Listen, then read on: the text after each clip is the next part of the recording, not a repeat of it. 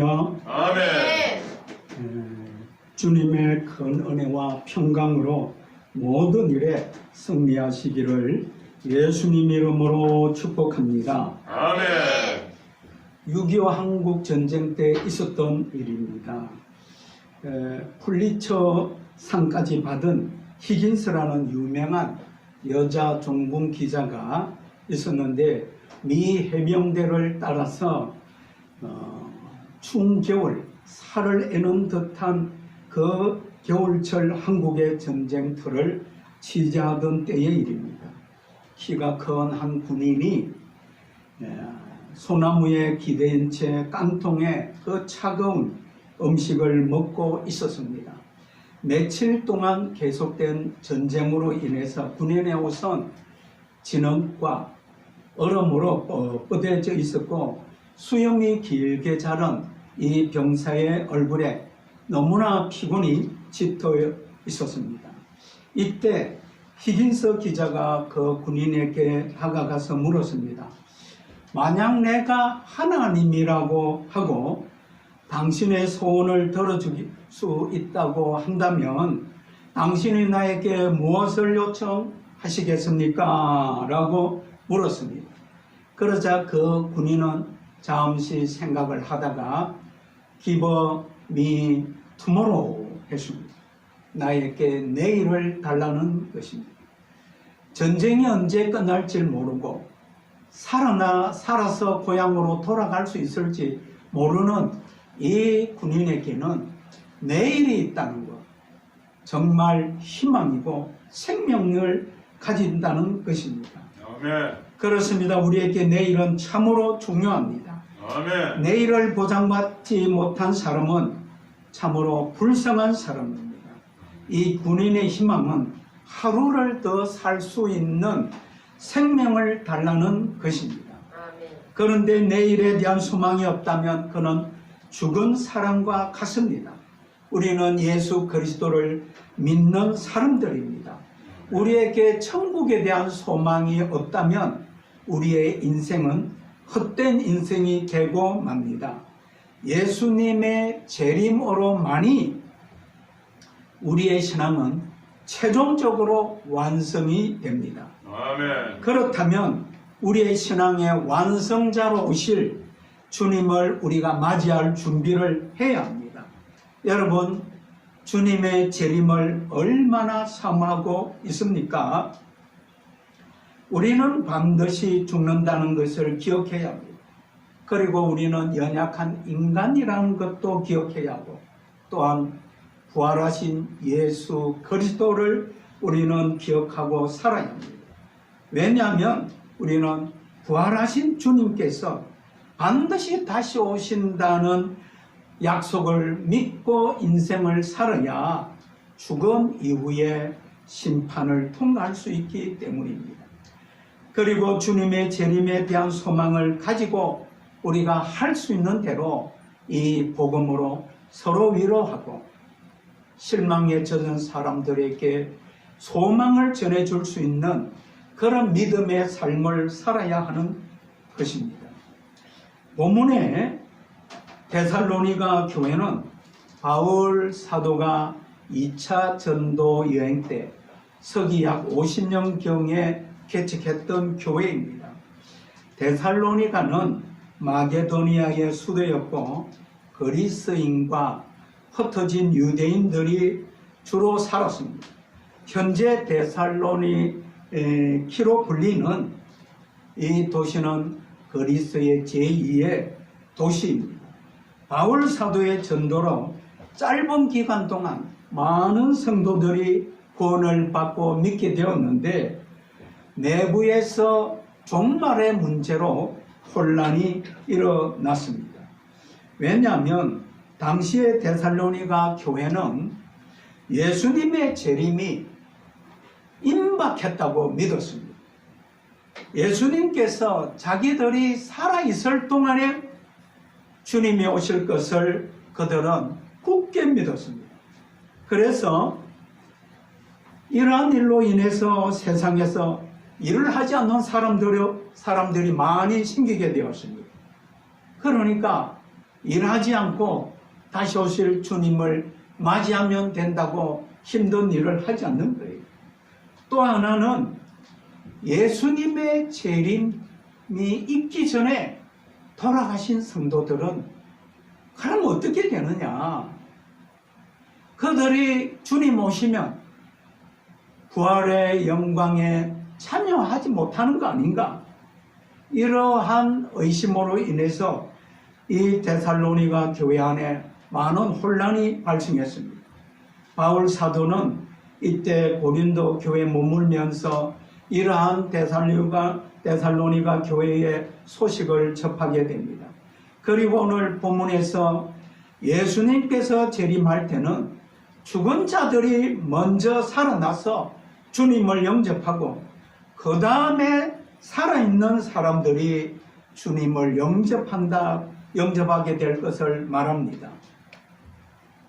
지금 우리가 사는 사회는 마치 천국이 따로 없고 여기가 천국이라고 할 정도로 풍요로움과 온갖 즐거움과 편리함을 만끽할 수 있는 환경을 갖게 되었습니다. 그런데 올해부터 세계적 대유행으로 지금도 확산되고 있는 코로나19로 인해서 한 번도 경험해 보지 못한 세상을 살고 있는 거예요.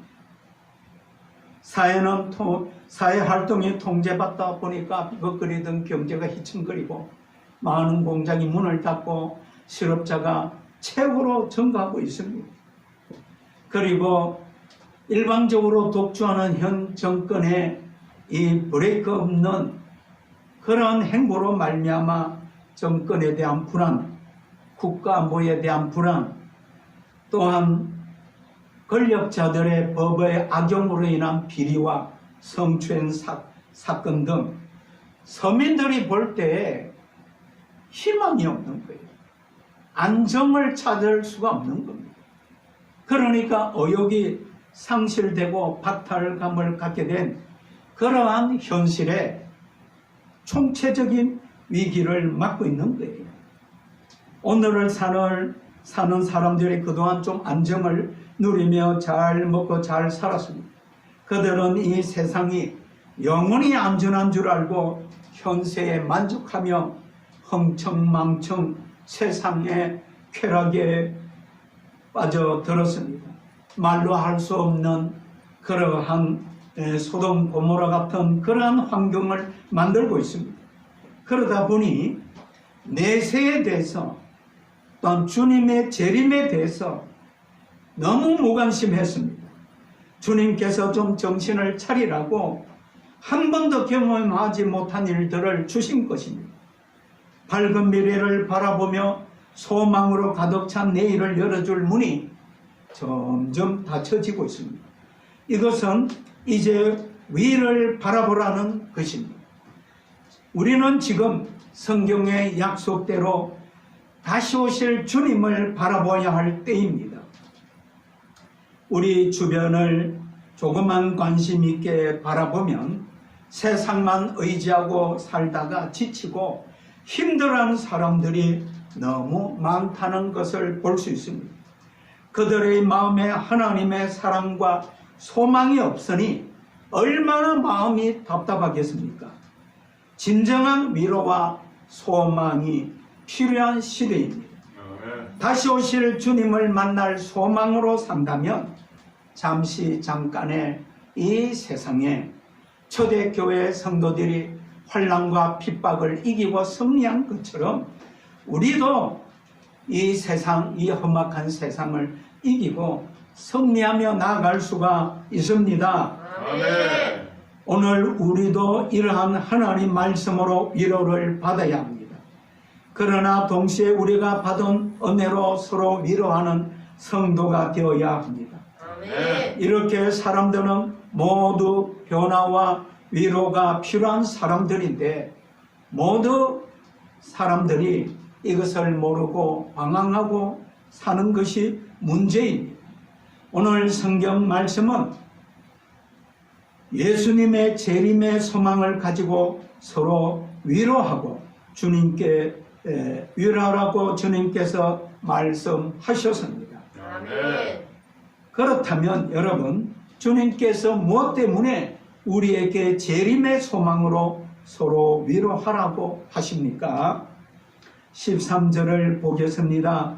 형제들아, 자는 자들에 관하여 너희가 알지 못함을 우리가 원치 아니하노니 이는 소망 없는 다른 이와 같이 슬퍼하지 않게 하려 함이라 했습니다. 그렇습니다. 우리가 소망이 없는 불신자들과 같이 슬픈 인생, 불행한 인생을 살지 않고 기쁘고 행복한 인생을 살도록 하기 위해서입니다. 아멘. 우리에게는 소망이 있습니다. 아멘. 예수 그리스도께서 우리를 구원하셔서 하나님의 자녀로 삼으셨기 때문에 우리에게는 하나님과 함께 산다는 영생의 소망이 있습니다. 아멘. 예수 그리스도께서 반드시 다시 오셔서 우리를 영원한 새하늘 새 땅으로 데리고 들어가신다는 재림의 소망이 있습니다. 아멘. 그러나 예수 그리스도를 믿지 않는 불신자들에게는 이런 소망이 없어요. 만일 그들에게 소망이 있다면 오직 썩어질 소망뿐입니다. 9988이라는 말이 있습니다. 잘 먹고 잘 살고 재미있게 99세까지 팔팔하게 살다가 죽는다는 소망입니다. 엄밀히 말해서 이거는 소망이 아니고 하나의 소원입니다. 그들에게 죽음은 두려운 것이고 그것으로 인생은 완전히 끝장이 난다는 거 생각하고 사는 것입니다. 아니, 차라리 끝장이 나면 좋겠습니다. 죽음 이후에 아무런 일도 일어나지 않는다면 얼마나 좋겠습니까?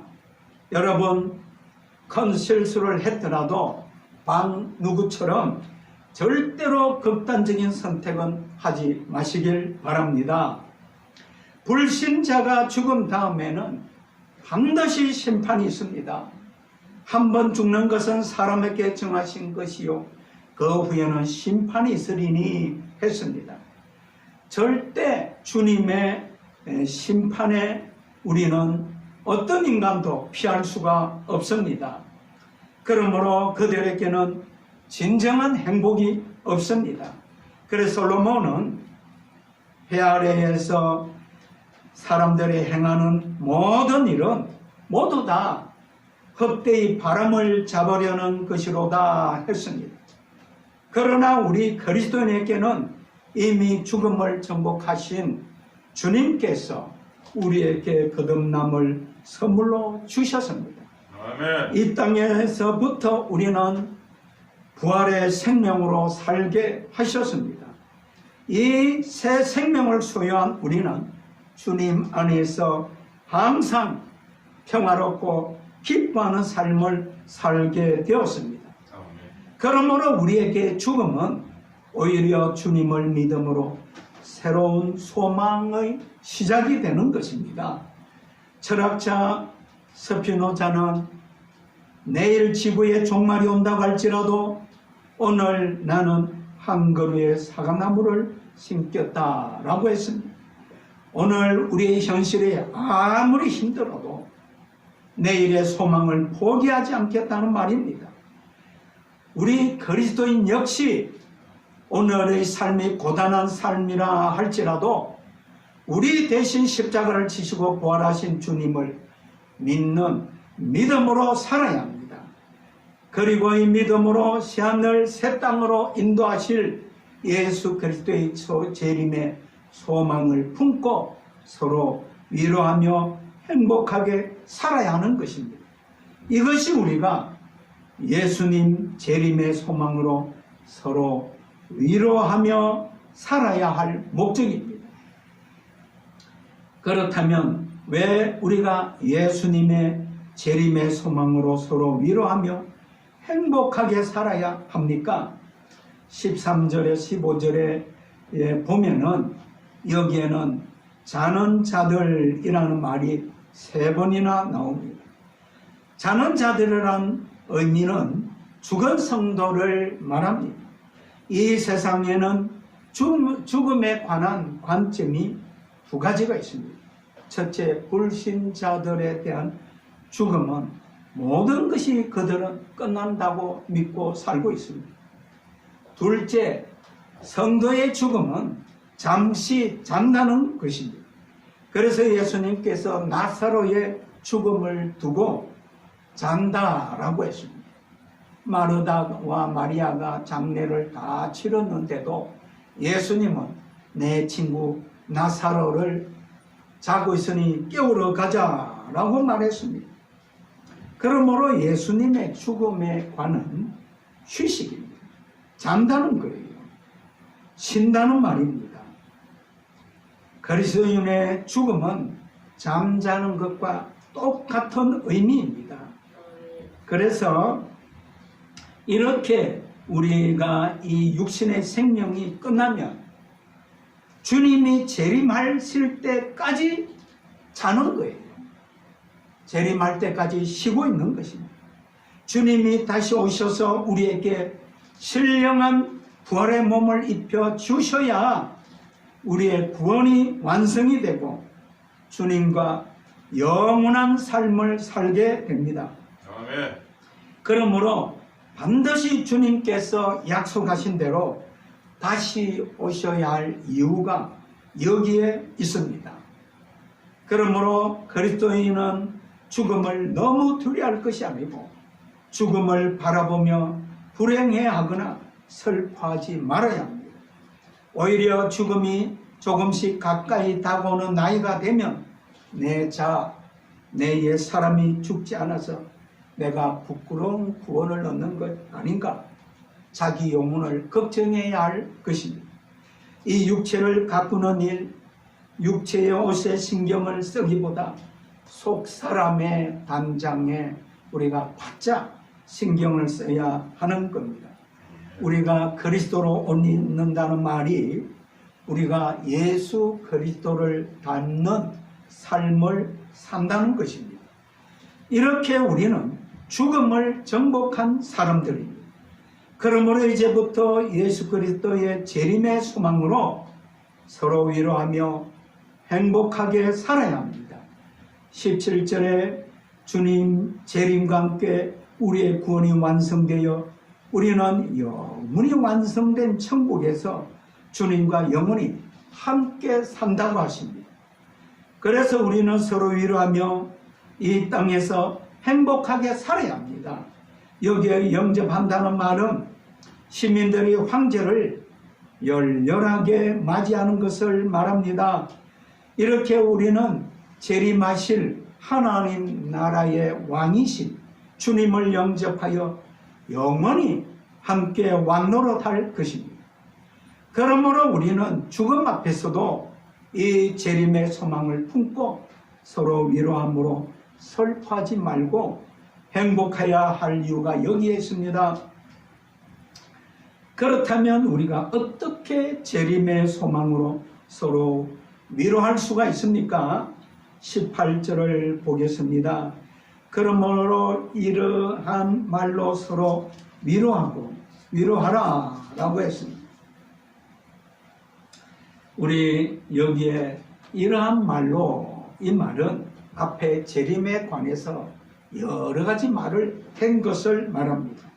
그 앞에 4장 3절 이하에 보면은 주님께서 하나님의 뜻은 우리의 거룩합니다 라고 했습니다. 그리고 9절에 보면 서로 너희가 사랑한다 라고 말하고 있습니다. 거룩한 생활을 하면서 서로 사랑함으로 서로 위로하며 신앙생활을 하라는 것입니다. 불의와 엄란으로 타락한 세상에서 올바르게 신앙생활을 한다는 것은 쉬운 일이 아닙니다. 지금 코로나19로 인해서 통제받는 생활을 우리가 경험하고 있습니다. 직장에서도 코로나19 때문에 교회 나가는 일에 대해서 눈총을 받고 사는 그런 시대가 되었습니다. 이러한 시대에 우리가 깨끗하고 정직한 생활, 사랑하고 섬기는 생활은 사실은 힘든 상태입니다. 그렇기 때문에 우리는 항상 정신을 차리고 기도해야 이겨나갈 수가 있습니다. 아멘. 주님의 재림이 가까울수록 사단은 더욱 발악을 하면서 우리의 신앙을 방해하고 있습니다. 우리가 말로만 예수님의 재림을 강조하고 이단들처럼 거룩한 삶을 살지 않는다면 누가 우리를 통해 위로를 받겠습니까? 우리가 어려운 환경에 처해 있으면서도 불신자들처럼 제멋대로 살지 않습니다. 하나님을 두려워하고 하나님을 사랑하는 마음을 잃지 않아야 합니다. 아멘. 그뿐 아니라 주님보다 돈을 더 사랑하지 않고 있는 것으로 만족하면서 더욱이 기도에 힘쓰고 말씀을 사랑하고 순종하며 살아야 합니다. 이렇게 세상과 다른 거룩한 삶을 살 때 또 다른 어려운 처지에 있는 성도들이 우리를 통해 위로를 받을 수 있는 것입니다. 할렐루야. 아멘. 주님께서 사복음서 마태, 마가, 누가, 요한복음에서 재림이 있기 전에 주님이 성도들이 혼란을 겪지 않도록 재림이 내가 오기 전에 이러한 일들이 있을 것이다 라고 재림의 징조를 자세히 말씀해 주셨습니다. 이것은 우리가 처음 가는 산에 정상까지 올라가는데 여기에서 어디까지는 몇 킬로는 길이 평탄하다. 여기서 정상의 몇 미터까지는 아주 길이 험악하니 조심하지 않으면 떨어져 죽을 수도 있다. 그리고 어디까지는 줄을 잡고 올라가야 된다. 이렇게 정상에 올라가는데 자세한 안내판이 있는 것은 다치지 않고 실족하지 않고 정상에 올라가라는 거예요. 마찬가지로 데살로니가 교인들이 임박한 주님의 재림을 앞두고 여러 가지로 혼란을 겪고 있으니까 바울이 혼돈을 겪지 않도록 도로 표지판처럼 안내판을 확실하게 제시해 주는 내용이 데살로니가 후서에 잘 나오고 있습니다. 거기에 보면 두 가지를 확실하게 제시해 주고 있습니다. 첫 번째 하나는 예수님 재림이 임박하기 전에는 환난과 핍박으로 인해서 많은 사람들이 배반한다는 겁니다. 그래서 배도하는 일이 있고 두 번째로는 적그리스도가 나타난다는 거예요. 적그리스도가 나타나서 여러 가지 능력과 기적을 거짓으로 나타내고 속이고 해가지고 자기가 하나님이라는 겁니다. 그래서 자기를 경배하라고 속인다는 겁니다. 이러한 두 가지 일이 일어나기 전까지는 일도 하지 말고 놀고 이렇게 하지 말고 오직 이 두 가지 일이 있은 후에 주님이 오기 때문에 자기 일에 충실하게 일하면서 서로 격려하고 서로 사랑하고 믿음으로 기도하면서 살아라고 주님께서 말씀하신 것입니다. 이것이 오늘 우리에게도 그대로 적용이 되는 말씀입니다. 어떤 신학자가 친구를 찾아가서 한 이야기 내용입니다. 하루는 그가 친구 집을 갔는데 친구가 아주 부자로 잘 살고 있었습니다. 화려한 큰 저택에 온통 골통품, 비싼 골통품으로 진열되어 있었어요. 벽에는 비싼 그림들이 걸려 있었어요. 정문에는 정문사가 정문을 아주 아름답게 관리를 해놨어요. 그리고 아주 비싼 차를 대접받으면서 뼈있는 한마디를 합니다. 야, 친구 너에게는 한 가닥의 종말놈도 남아있지 않구나. 그렇게 말했어. 이 말은 이 집안의 집주인이 마지막 때를 생각하게 하는 것이 하나도 없다는 것입니다. 만일 우리가 이처럼 부족함이 없는 집에 산다면 그리스도의 재림을 기다리지 않을지도 모른다는 겁니다. 왜냐하면 하나님이 함께하지 않으셔도 아무런 부족함을 느끼지 못하고 불행하다고 생각하지 않기 때문입니다. 지금 생활이 편하고 만족스러운 사람이 어떻게 그리스도의 재림을 기다릴 수가 있겠습니까? 초대교회 성도님들은 주님의 재림을 바라보는 삶에서 항상 하늘의 위로를 받으면서 땅의 환난과 핍박을 이기며 승리하며 그들은 주님을 끝까지 믿고 살았습니다. 우리가 초대교회의 그들의 인사가 바로 이런 인사였습니다. 마라나타, 주 예수여 속히 오시옵소서 였습니다. 우리도 같이 한번 따라 해보겠습니다. 마라나타, 마라나타, 주 예수여 속히 오시옵소서. 주 예수여 속히 오시옵소서. 아멘. 아멘. 여러분, 만약에 이 코로나19가 오기 전에 내가 간다. 그러니까 이것이 세계적으로 퍼져나갈 거니까 지금 치료약이 준비되어 있지 않으니 백신을 속히 개발하고 준비하고 있거라. 그렇게 기회를 주고 코로나가 왔습니까? 만약에 어떤 예언가가 2020년부터 코로나가 올 것이다. 세계적으로 유행돼 가지고 수많은 사람들이 죽어나갈 것이다 예언을 해도 현실에 빠져있는 사람들은 콧웃음을 쳤을 것입니다. 아무도 돌아보지 않았을 겁니다.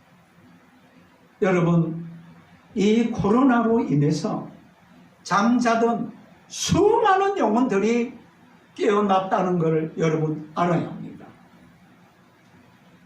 주님의 재림이 반드시 재림한다는 오늘의 이 말씀이 세상 현실에 집중하고 사는 여러분에게 혹시 뜬구름 잡는 소리같이 들립니까? 그렇다면 여러분 지금 어두움에 속해가지고 잠자고 있다는 증거입니다. 이 말씀을 하나님 말씀으로 받으시고 깨어나기를 바랍니다. 아멘. 본문 17절에 그리하여 우리가 항상 주와 함께 있으리라고 했습니다. 예수 그리스도의 재림을 통해 에덴 동산의 저주가 완전히 사라지고 우리 성도들은 영원토록 하나님과 함께 살며 왕노릇하게 된다는 약속입니다. 우리가 이 코로나로 인해 정말 아주 힘든 시기를 지나고 있습니다. 사람들이 과거에 누리던 작고 소소한 자유가 얼마나 소중한지 알게 되었습니다. 그러면서 우리는 하나님과 함께 살지 못하는 인간의 불행한 삶이 얼마나 우리를 고통스럽게 하고 답답하게 하는지 알게 되었습니다. 우리가 구원받고 진리 안에서 참 자유를 맛본 순간부터 우리는 하나님과 함께 사는 삶의 행복과 축복을 맛보고 천국은 정말 완전하고 축복된 평화로운 나라라는 것을 알고 사모하게 되었습니다. 그러므로 우리는 영원히 하나님과 함께 사는 에덴의 회복을 소망하면서 여기에서 그날을 잘 준비하는 지혜롭고 슬기로운 다섯 처녀와 같은 믿음의 삶을 살기를 힘써야 합니다. 아멘. 동시에 공동체 안에 지체들을 향해 이 재림의 소망을 가지고 서로 위로하며 축복된 삶을 살자고 함께 격려하는 우리 모든 성도가 되기를 예수님 이름으로 축복합니다. 아멘. 기도하겠습니다. 하나님 아버지요, 주님께서